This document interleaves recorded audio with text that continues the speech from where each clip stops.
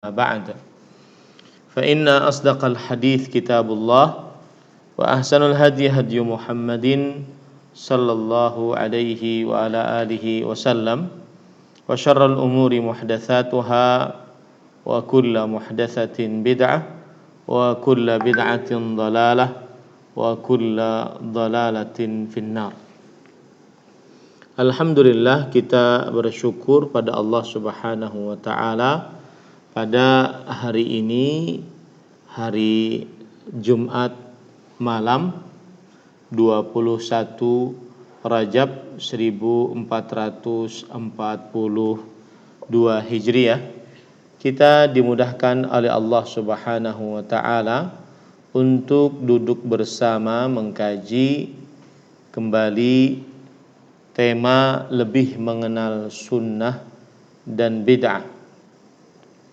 Salawat dan salam semoga selalu Allah berikan kepada Nabi kita Muhammad sallallahu alaihi wa ala alihi wasallam, pada keluarga beliau, para sahabat, serta orang-orang yang mengikuti beliau sampai hari kiamat kelak.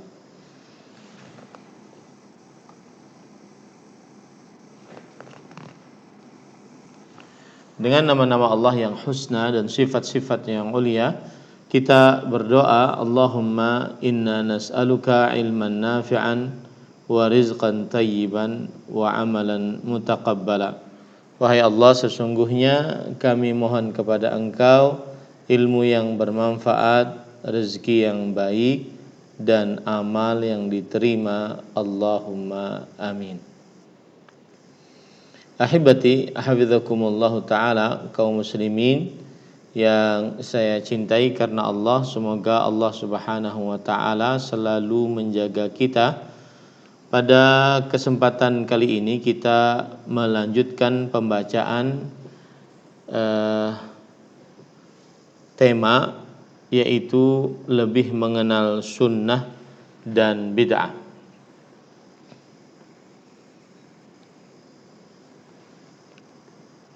Dan pada pertemuan sebelumnya kita sudah sampai kepada pembahasan tentang apa itu bid'ah, kemudian apa penyebab-penyebab perbuatan bid'ah, kemudian setelah itu dalil-dalil yang menunjukkan tentang haramnya perbuatan bid'ah.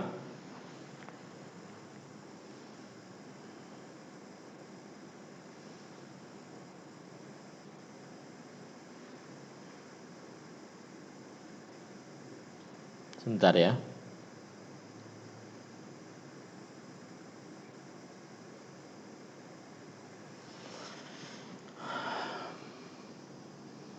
Para ikhwan yang dirahmati oleh Allah Subhanahu wa taala, pada pertemuan sebelumnya kita sudah membahas tentang pengertian bid'ah, dan dia adalah tariqatun fid dini mukhtara'ah tudahi syari'ah yuqsadu bis-suluki 'alaiha al-mubalaghatu fit ta'abbudi lillahi subhanahu, yang artinya dia adalah jalan, metode dalam agama. Jadi dia erat kaitannya dengan agama.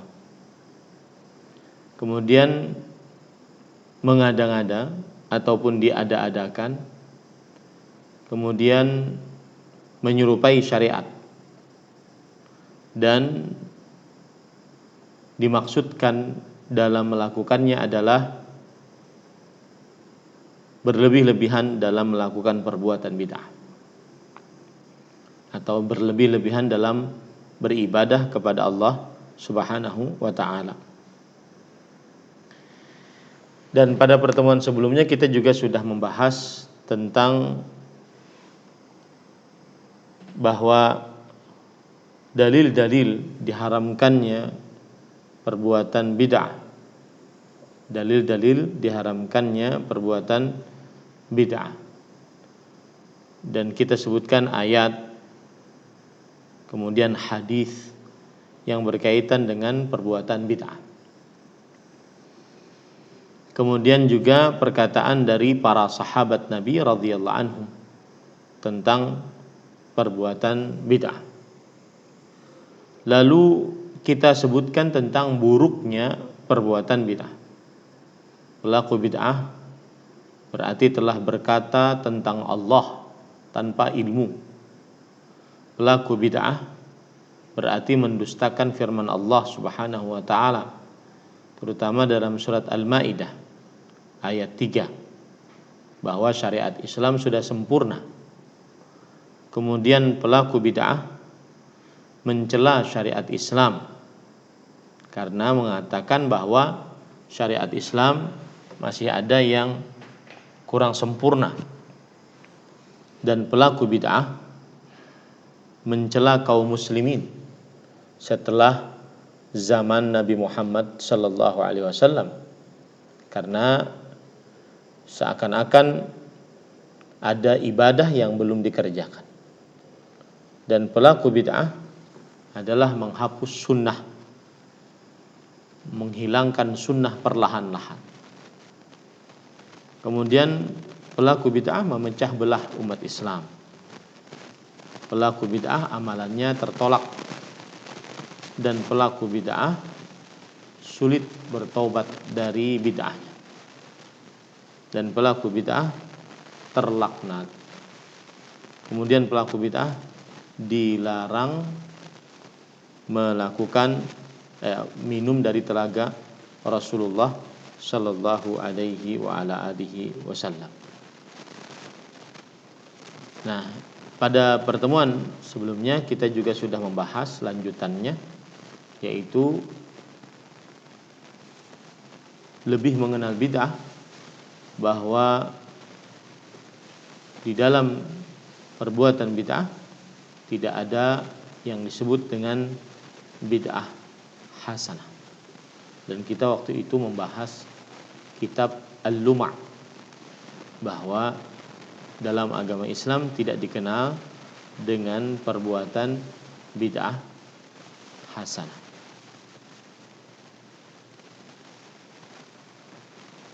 Baik. Sekarang kita akan membahas tentang sebab-sebab terjadinya perbuatan bid'ah. Yang pertama yaitu kebodohan. Sebab terjadinya perbuatan bid'ah adalah kebodohan.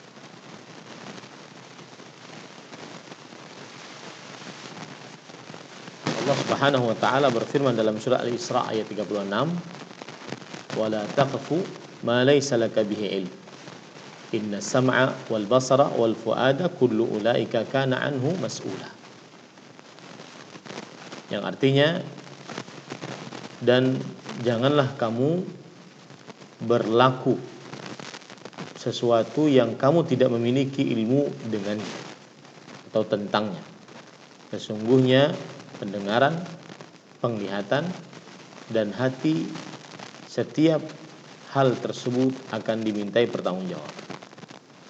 Ayat ini memberikan petunjuk bahwasanya tidak boleh berkata-kata dan berbuat di atas sesuatu yang tidak ada ilmu pengetahuan di atasnya. Dan perbuatan bid'ah tidak ada dalilnya.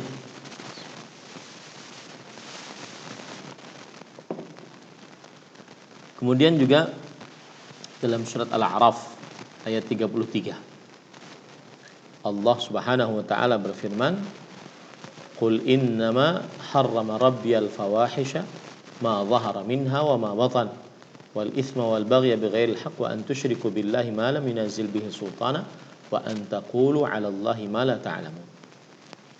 Katakanlah wahai Muhammad sallallahu alaihi wasallam, sesungguhnya telah diharamkan oleh Tuhanku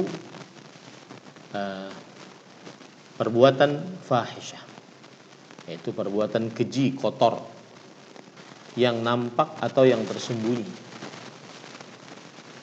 perbuatan dosa, perbuatan kezaliman, melampaui batas tanpa kebenaran, dan mensyirikkan Allah Subhanahu wa taala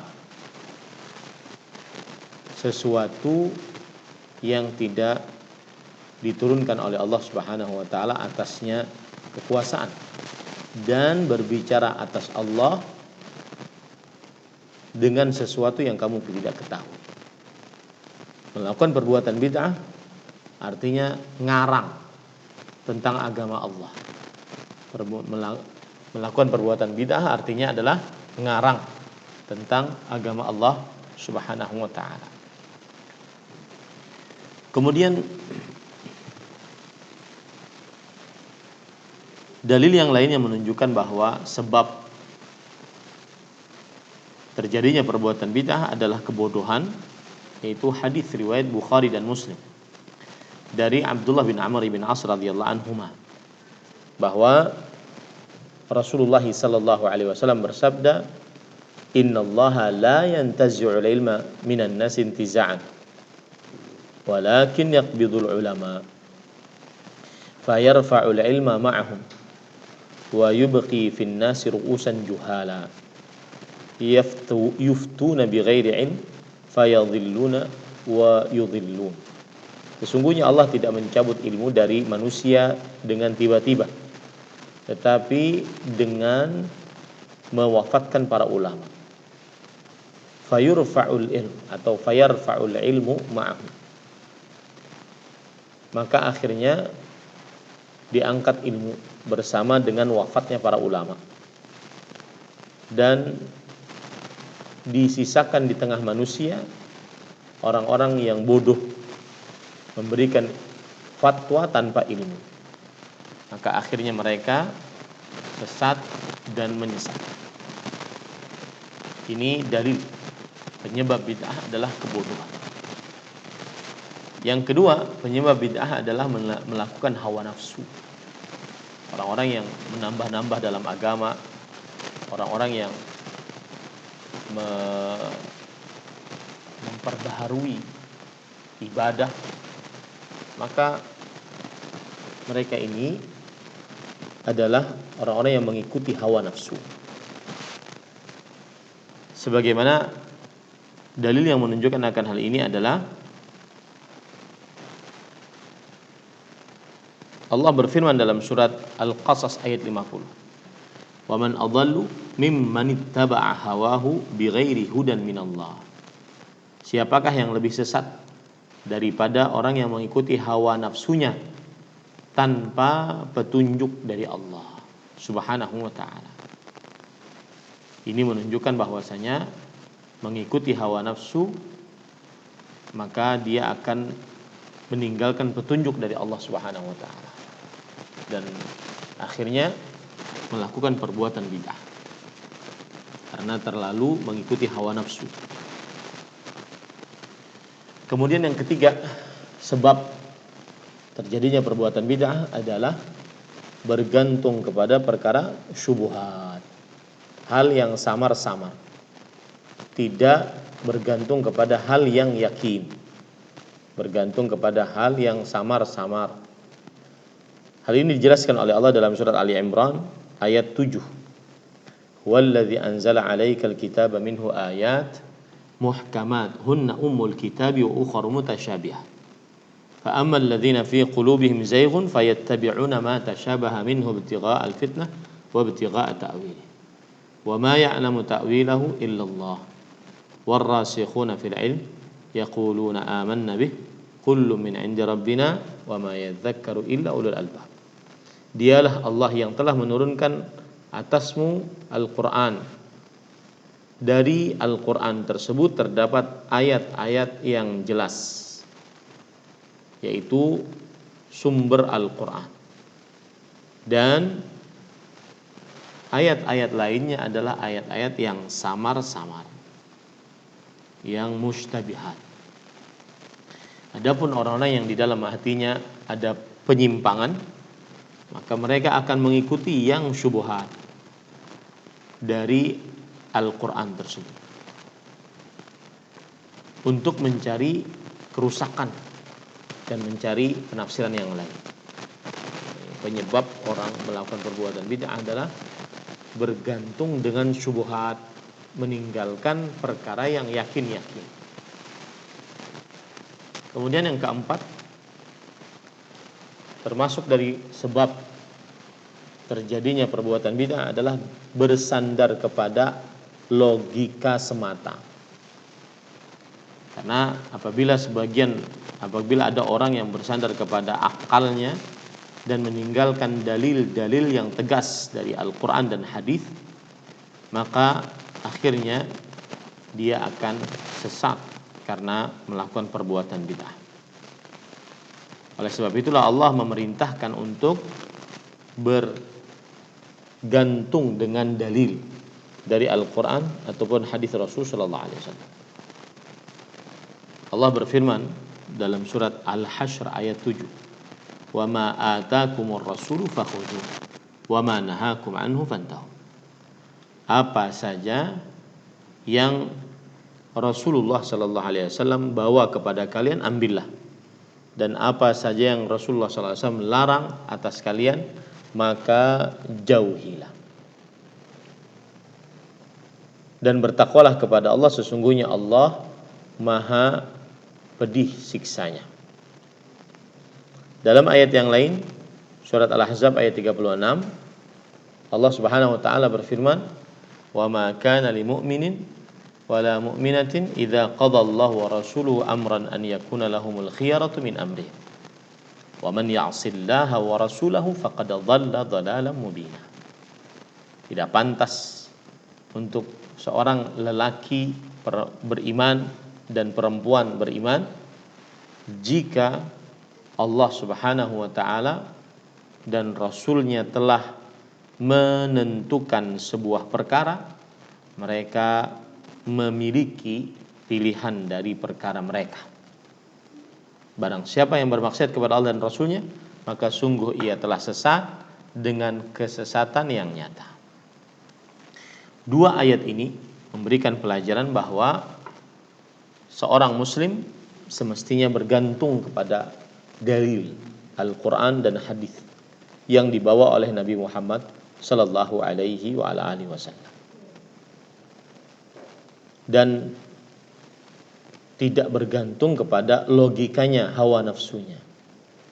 Karena Allah Subhanahu wa taala yang lebih mengetahui yang cocok untuk manusia dan yang tidak cocok untuk manusia. Jadi sebab yang keempat adalah bersandar kepada akal, logika semata, dan meninggalkan Al-Quran dan hadis Rasul sallallahu alaihi wasallam. Yang kelima, penyebab tersebarnya perbuatan bid'ah adalah taklid dan fanatik. Kalau kita buka Kamus Besar Bahasa Indonesia, taklid artinya adalah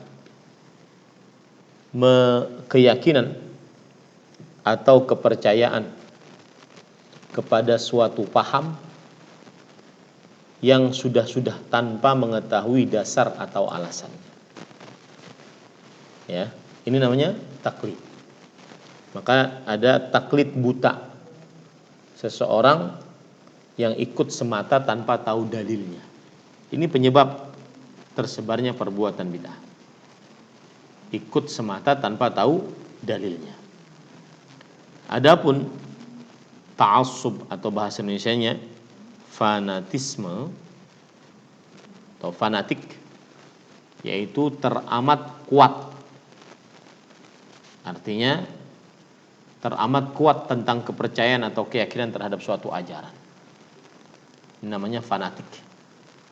Maka penyebab bid'ah adalah fanatik terhadap nenek moyang yang menyimpang, yang keliru, yang tidak sesuai dengan ajaran Rasulullah SAW dan para sahabatnya radhiyallahu anhu.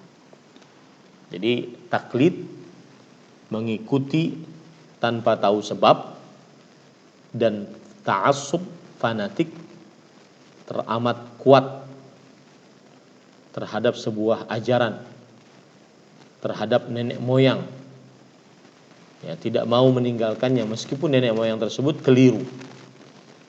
Maka ini penyebab tersebarnya perbuatan bid'ah. Sebagaimana disebutkan oleh Allah dalam surah Al-Baqarah ayat 170.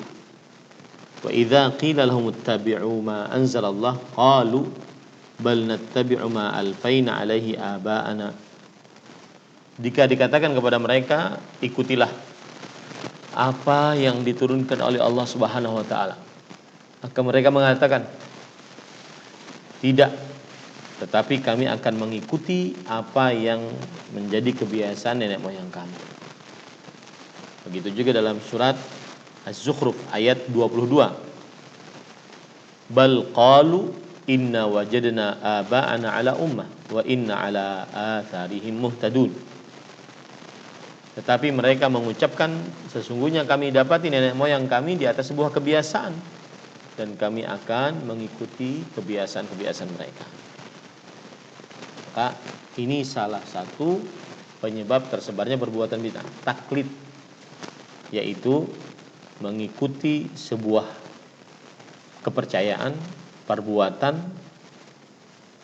tanpa tahu dalilnya atau sebabnya, atau ta'assub fanatik teramat kuat terhadap sebuah kebiasaan nenek moyang. Dan sayangnya nenek moyangnya ini yang menyimpang, yang difanatiki.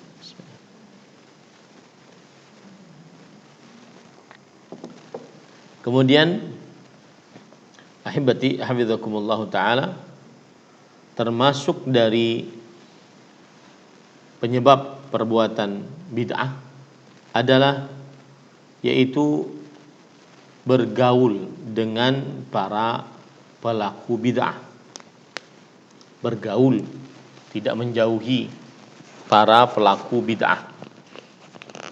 Allah Subhanahu wa taala menjelaskan akan hal ini, bahwasanya berteman dengan orang-orang yang buruk itu menyebabkan keburukan.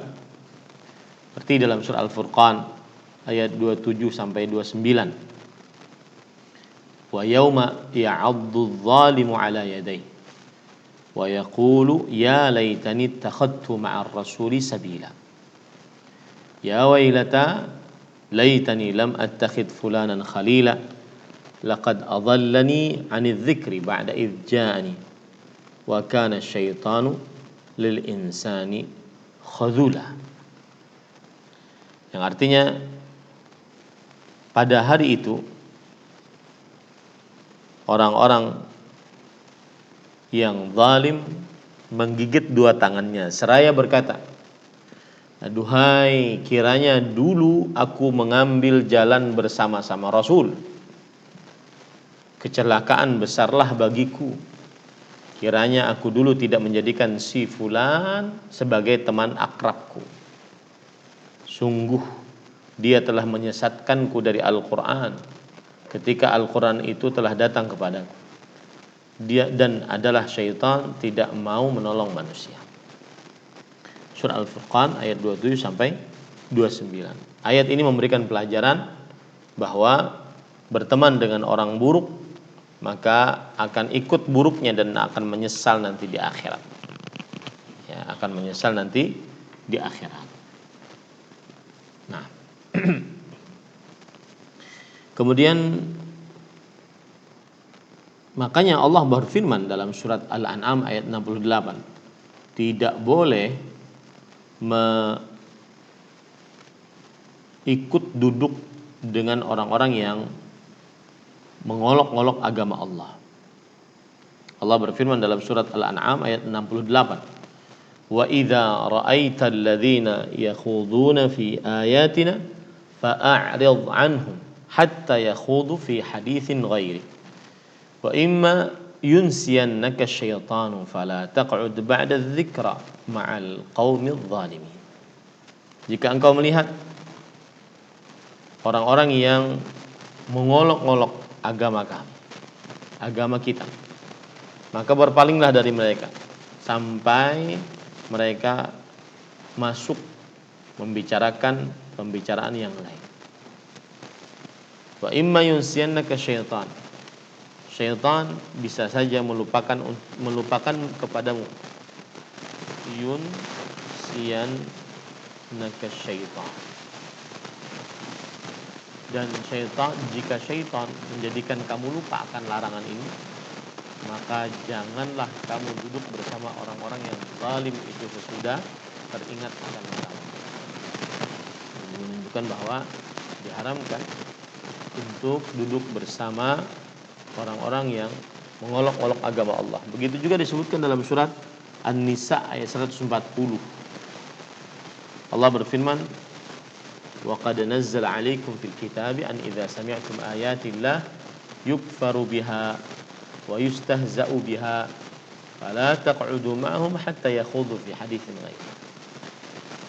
Yang artinya, dan telah diturunkan atas kalian di dalam Al-Quran bahwa jika kalian mendengar ayat-ayat Allah dikufuri dan diolok-olok, maka janganlah kalian duduk bersama mereka sampai mereka berbicara dalam pembicaraan selain. Sesungguhnya kalian jika duduk bersama mereka akan seperti mereka. Nah, ini hati-hati para ikhwah yang dirahmati oleh Allah. Yang ketujuh, sebab tersebarnya perbuatan bid'ah adalah diamnya para ulama.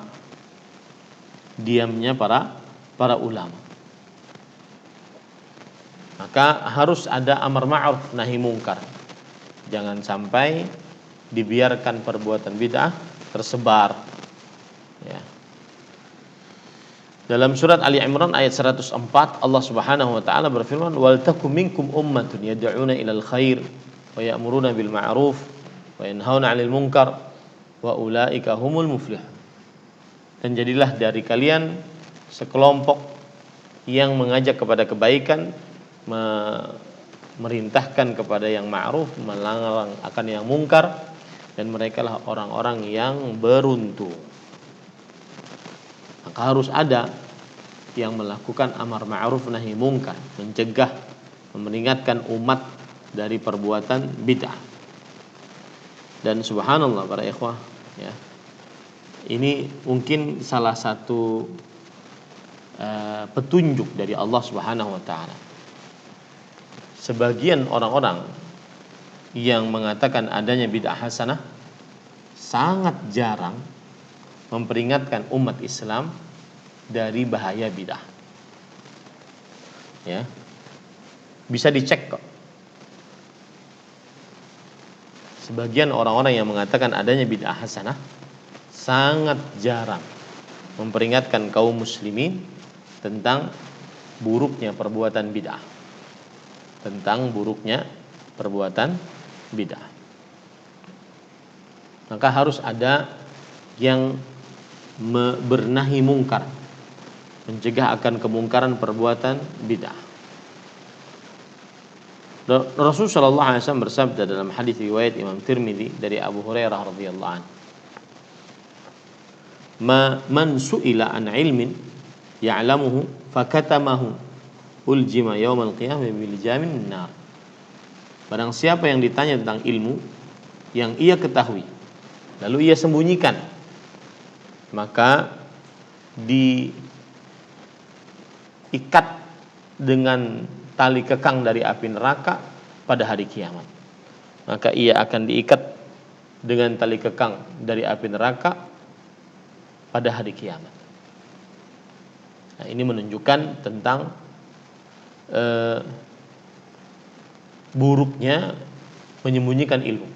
Dan ini sebagian ada yang melakukan itu, menyembunyikan ilmu, bahwa dia sudah tahu itu perbuatan bid'ah, tidak ada dalilnya, dia tahu itu, tapi tidak amanah kepada umat Islam. Akhirnya mencari sana sini pembenaran tentang perbuatan bid'ah tersebut.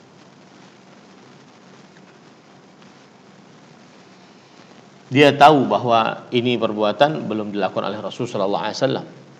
Akhirnya dia mencari pembenaran sehingga orang-orang kaum muslimin mengerjakan perbuatan bid'ah tersebut, padahal belum ada contohnya dari Rasul sallallahu alaihi wasallam.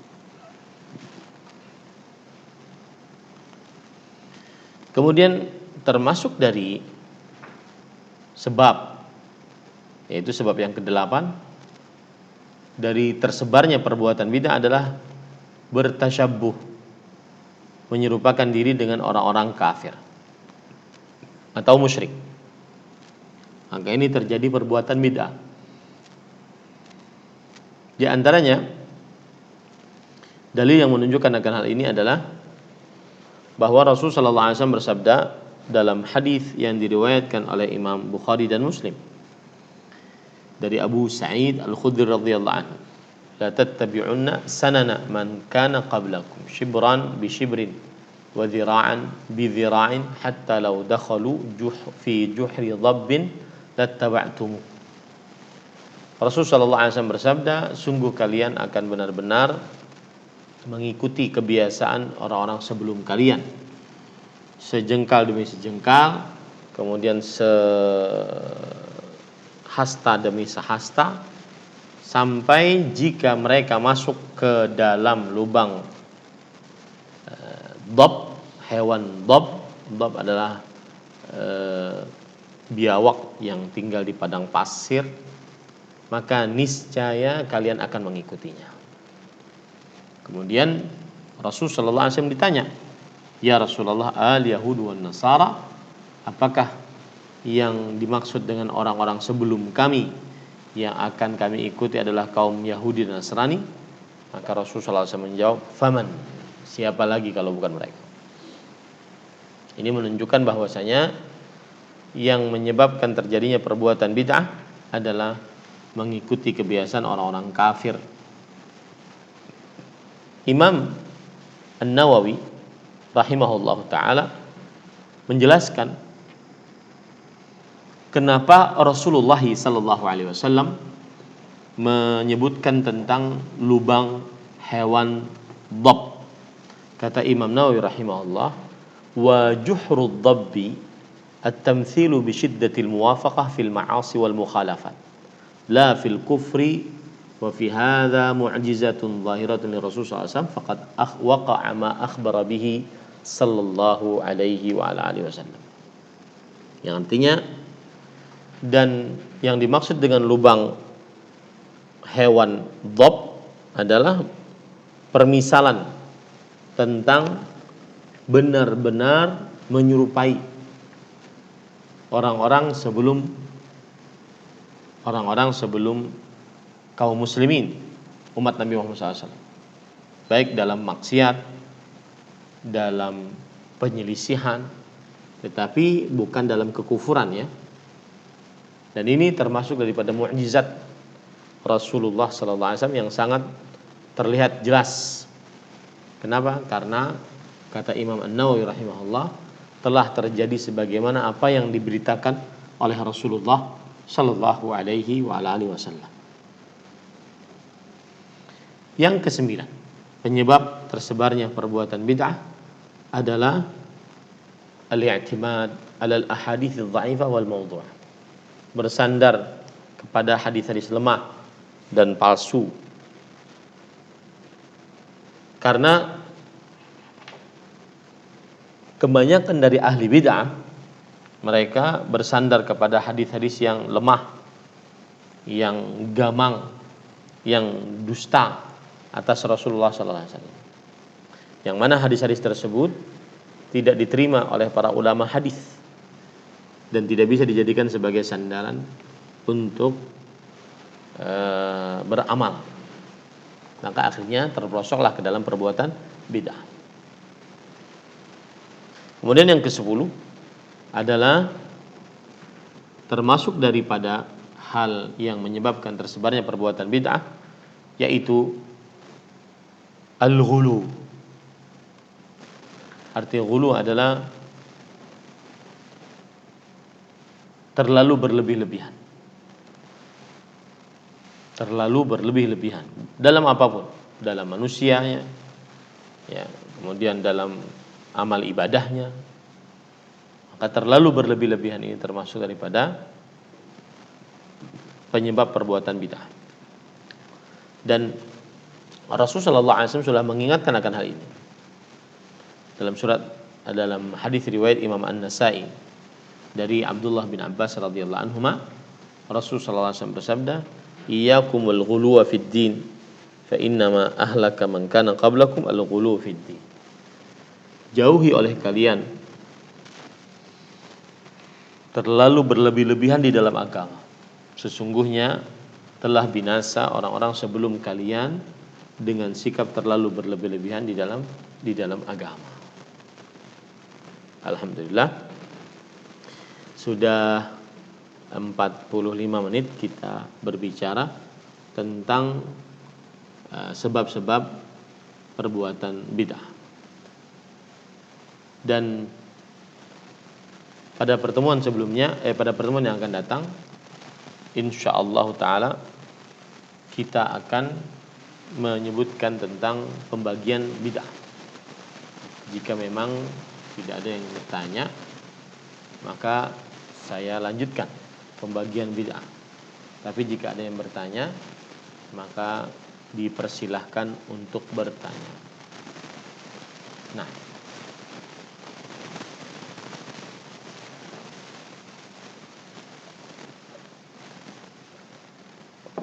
ini hostnya siapa ya? Oh, siap. Terus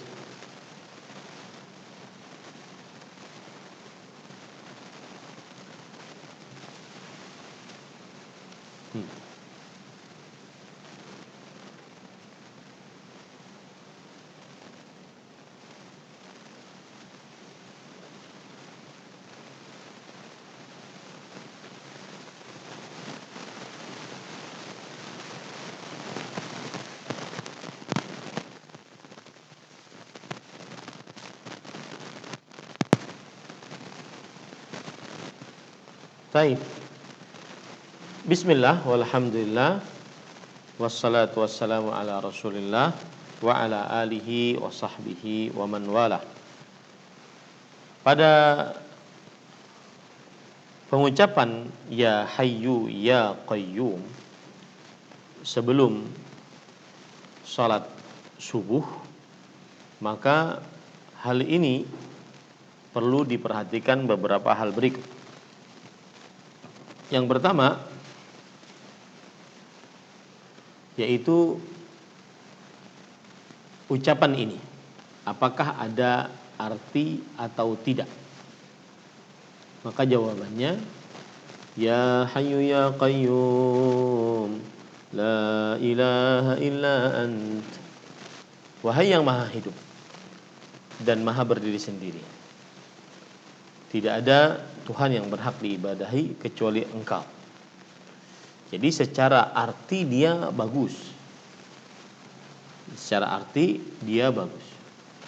Ya Hayyu ya Qayyum, tidak ada Tuhan yang berhak diibadahi kecuali Engkau. Secara artinya bagus.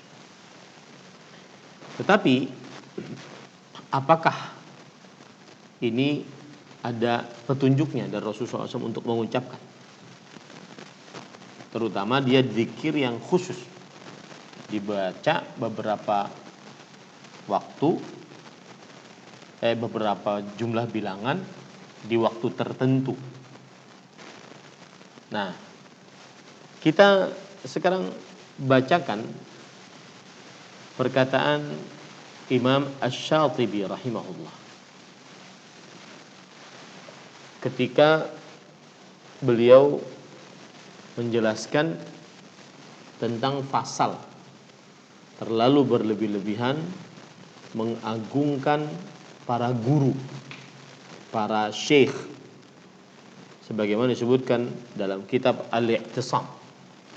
Beliau mengatakan wa adhafu haula'i ihtijajan qaumun istanadu fi akhdhil a'mal ilal manamat. Dan yang paling lemah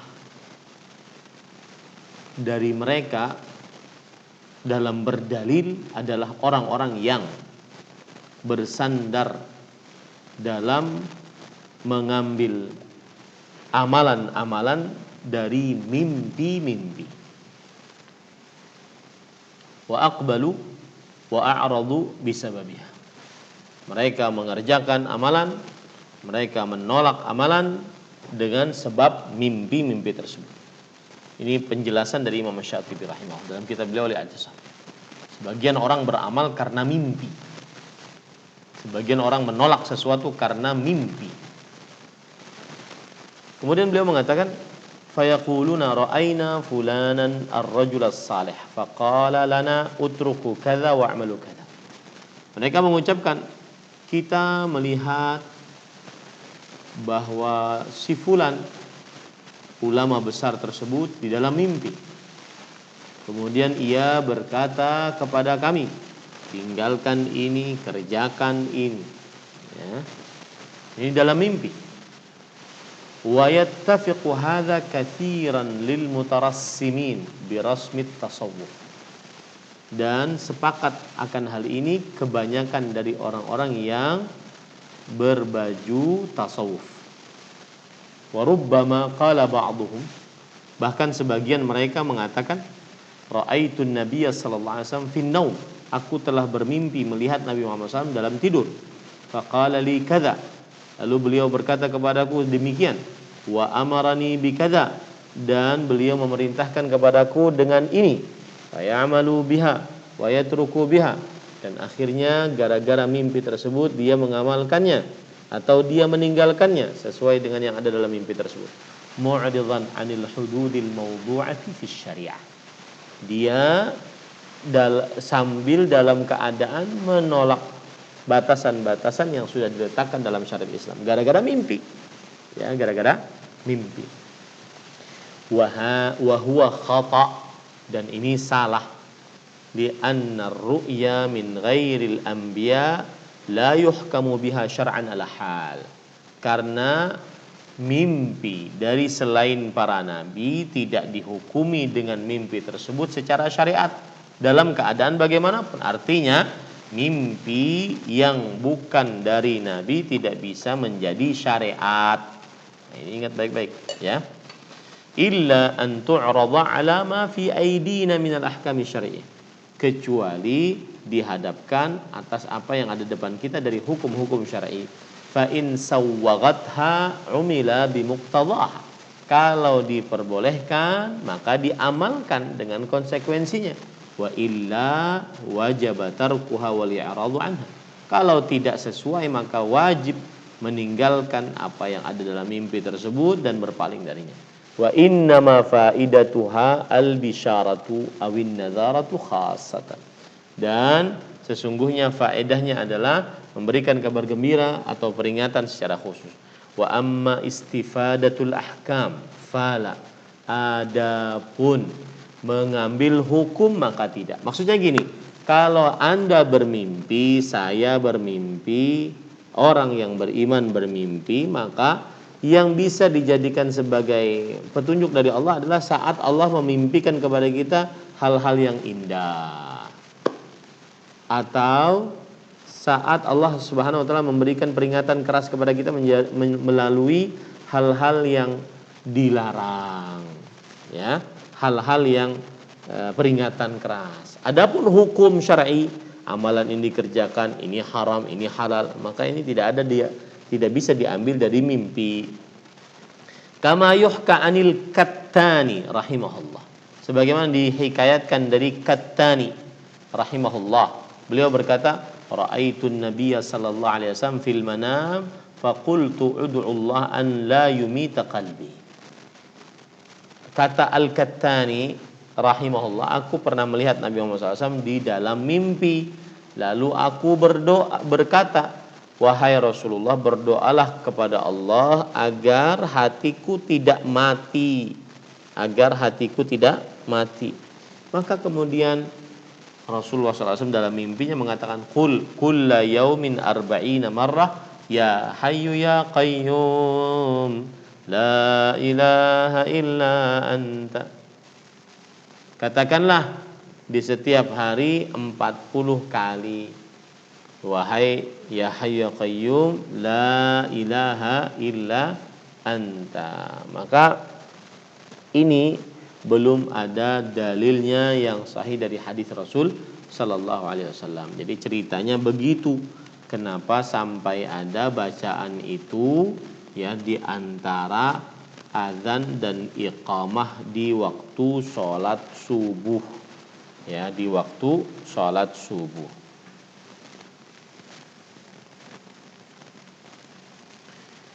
Nah, wallahu a'lam.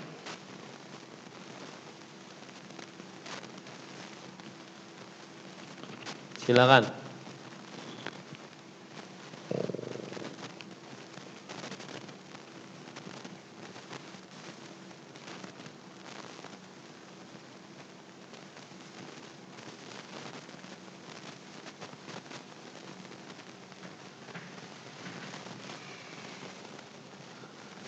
Bismillah, walhamdulillah, wassalatu wassalamu ala rasulillah. Ini permasalahan sering sekali, terutama di media sosial, orang-orang berhawa nafsu membicarakannya, yang disebut oleh para ulama dengan al-udhru bil jahl, memberikan uzur alasan dengan kebodohan.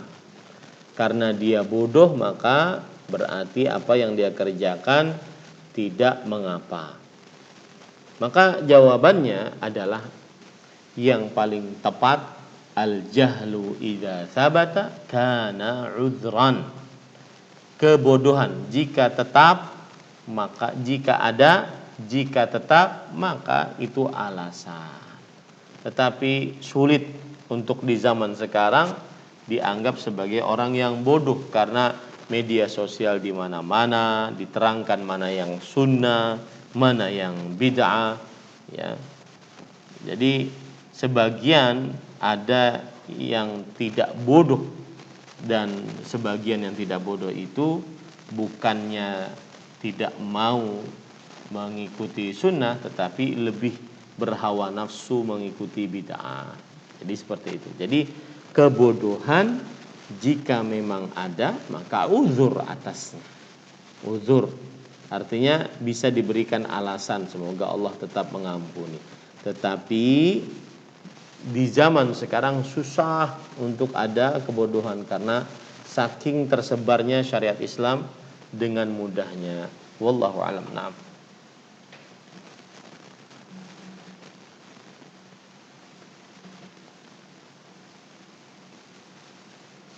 Iya. Dan setiap orang yang mau beramal dia semestinya harus tahu apa dalil yang menunjukkan akan hal ini. Apakah ada ataukah tidak ada. Allahu a'lam.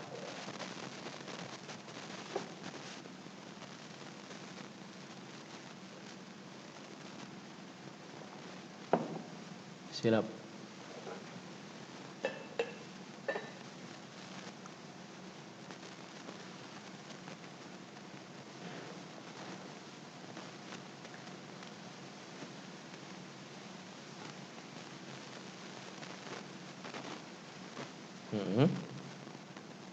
Oh, bagaimanakah kita mengetahui orang tersebut ahli bid'ah?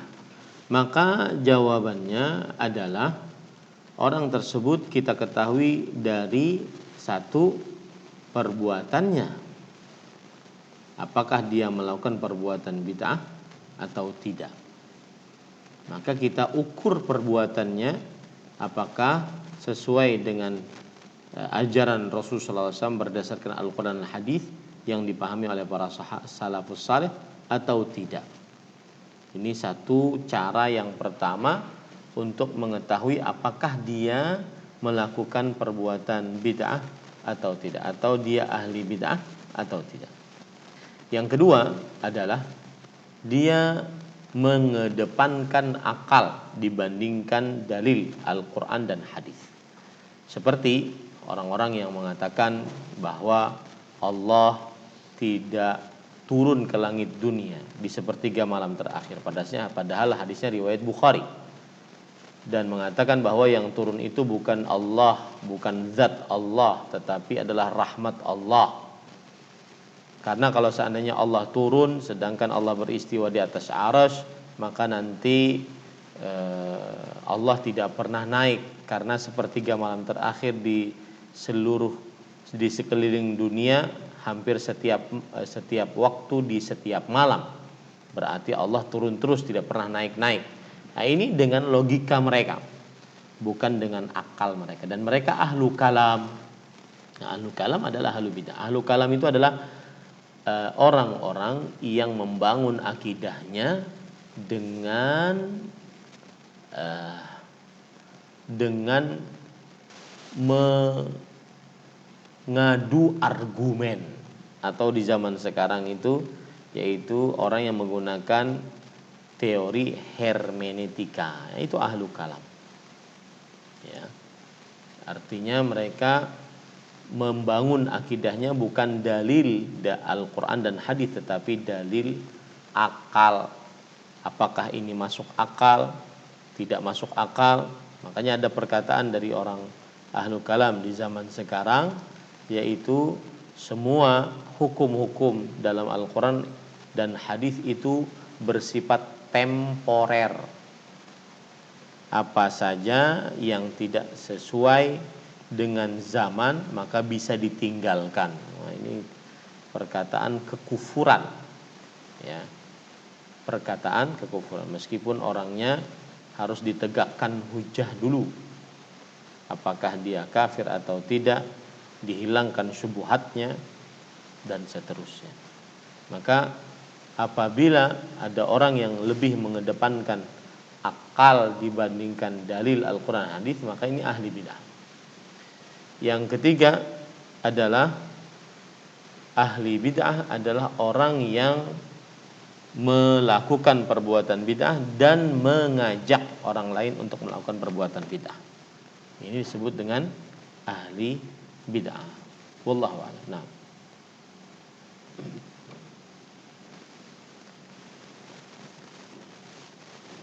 Silahkan terus.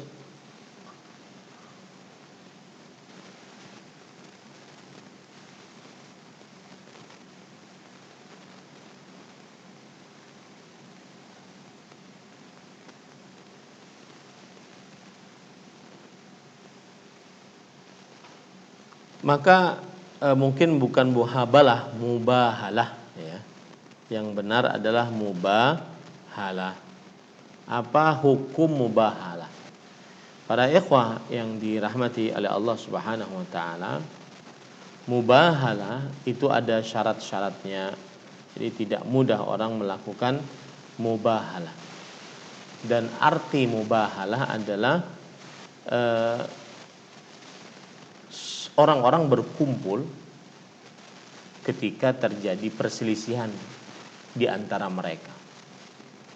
Lalu mereka mengatakan, Allah melaknat atas yang zalim dari kita. Allah melaknat atas yang zalim dari kita. Dan mubahalah ini disyariatkan untuk menegakkan kebenaran dan juga merangi kebatilan. Disyariatkan untuk mengambil hak dan menghilangkan kebatilan. Dan dalil yang menunjukkan disyariatkannya mubahalah surat Ali Imran ayat 61. Faman hajjaka fihi min ba'di ma ja'aka min ilm faqul ta'alu nad'u abna'ana wa abna'akum wa nisa'ana wa nisa'akum wa anfusana wa anfusakum thumma nabtahil fanaj'al la'natallahi 'alal kadhibin. Maka barang siapa yang menyanggahmu di dalamnya setelah apa yang datang kepadamu dari ilmu, maka katakanlah wahai Muhammad, kesinilah kalian, panggil kami panggil anak-anak kami dan anak-anak kalian, dan istri-istri kami dan istri kalian, dan diri kalian dan diri kami. Kemudian kita bermubahalah menjadikan laknat Allah atas orang-orang yang berdusta. Kemudian para ikhwan yang dirahmati oleh Allah Subhanahu wa taala, Imam Ibnu Qayyim Al-Jauziyah rahimahullah dalam kitab Zadul Ma'ad mengatakan, termasuk sunnah Rasulullah sallallahu alaihi wasallam saat mendebat orang-orang batil, jika telah ditegakkan hujah Allah dan tidak kembali kepada kebenaran, bahkan mereka mengolok-olok, bahkan mereka congkak, maka pada saat itu termasuk sunnah adalah mengajak mereka untuk bermubahalah. dan Allah Subhanahu wa taala telah memerintahkan rasulnya akan hal itu. Dan Allah Subhanahu wa taala tidak berkata inna dzalika laysa li ummatika min ba'di. Sesungguhnya hal itu bukan untuk umatmu sepeninggalmu. Ini menunjukkan bahwasanya mubahalah boleh saja di setelah zaman Rasulullah sallallahu alaihi wasallam. Dan syarat mubahalah yang pertama ikhlas karena Allah Subhanahu wa taala. Yang kedua, dilakukan mubahalah setelah menegakkan hujjah atas orang yang menyelisihinya. Ya. Yang ketiga adalah orang yang diajak mubahalah ini benar-benar dia apa bahasa Indonesianya? Terus-menerus di atas kebatilan. Bandel di atas kebatilan. Ya, setelah dijelaskan. Ini boleh bermubahalah terhadap orang tersebut. Yang keempat adalah bermubahalah dalam perkara-perkara penting dari agama. Terutama untuk kemaslahatan Islam dan kaum muslimin. Dan menjauhkan kaum muslimin dari keburukan, maka dilakukanlah mubahalah. Maka mubahalah itu diperbolehkan.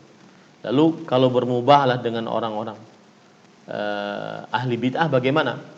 Maka dilihat maslahatnya sebagaimana sudah kita sebutkan tadi. Wallahu a'lam. Nah.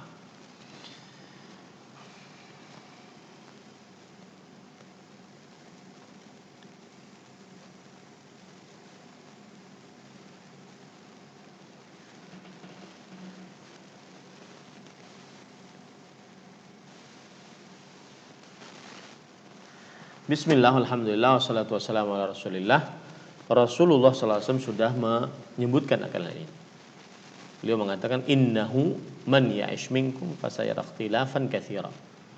Sesungguhnya siapa yang hidup dari kalian sepeninggalku akan melihat ikhtilaf, perbedaan-perbedaan yang sangat banyak. Apa obatnya ketika terjadi ikhtilaf? Fa'alaikum bisunnati. Hendaknya kalian berpegang teguh kepada sunnahku wa sunnatil khulafa'ir rasyidin al-mahdiyyin, dan sunnah-sunnah khalifah yang rasyid dan diberi petunjuk. Kemudian Rasulullah SAW bersabda, tamassaku biha wa 'addu 'alaiha bin nawaj. Peganglah dengan sunnah tersebut, gigit dengan gigi geraham kalian. Artinya benar-benar kuat. Wa iyyakum muhdatsatil umur fa inna kulla muhdatsatin bid'ah wa kulla bid'atin dhalalah. Jauhilah dari perbuatan perkara-perkara yang mengada-ngada. Sesungguhnya perkara yang mengada-ngada adalah perbuatan bid'ah, dan setiap perbuatan bid'ah adalah sesat. Ini menunjukkan bahwasanya seorang yang melakukan perbuatan bid'ah maka kiat agar mudah untuk dinasihati kepada sunnah Rasulullah SAW adalah diajak mengerjakan sunnah, sehingga mereka meninggalkan perbuatan bid'ah dan melakukan perbuatan sunnah Rasulullah SAW. Dan itu konsekuensinya memang siapa yang melakukan perbuatan bid'ah maka dia akan meninggalkan sunnah. Siapa yang sibuk dengan sunnah, dia jauh daripada perbuatan bid'ah. Wallahu a'lam. Nah.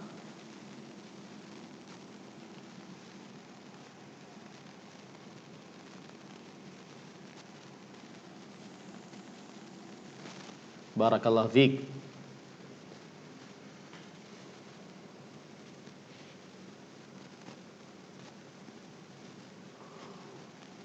Iya, itu terakhir insyaallah. Pembagian bid'ah insyaallah terakhir. Jadi pas 6 pertemuan insyaallah taala.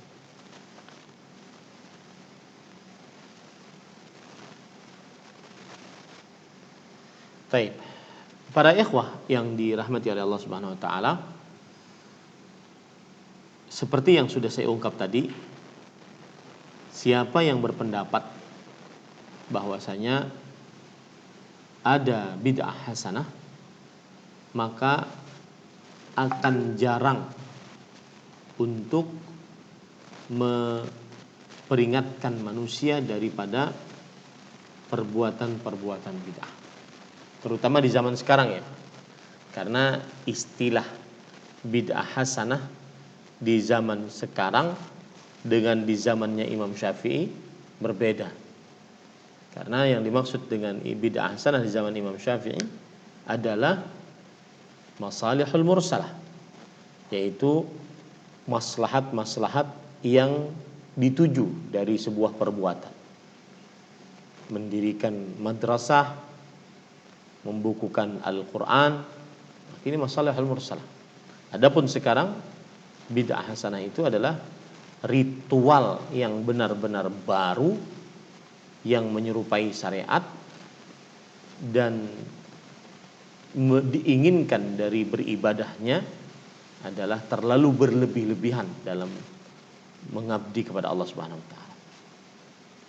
Maka jika di zaman sekarang ada orang yang berpendapat adanya bid'ah hasanah, bisa diyakinkan bahwasanya dia jarang untuk mencegah kaum muslimin dari buruknya perbuatan bid'ah.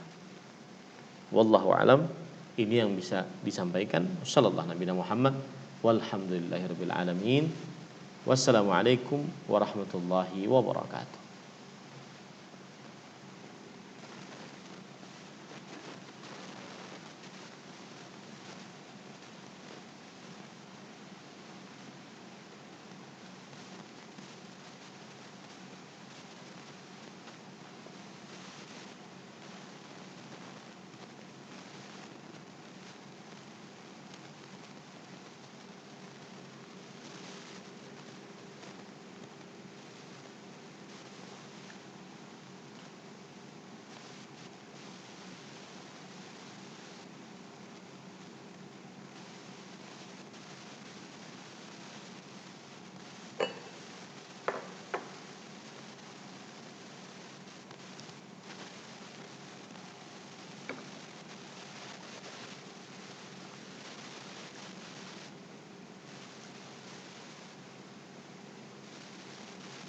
Barakallahu fiik.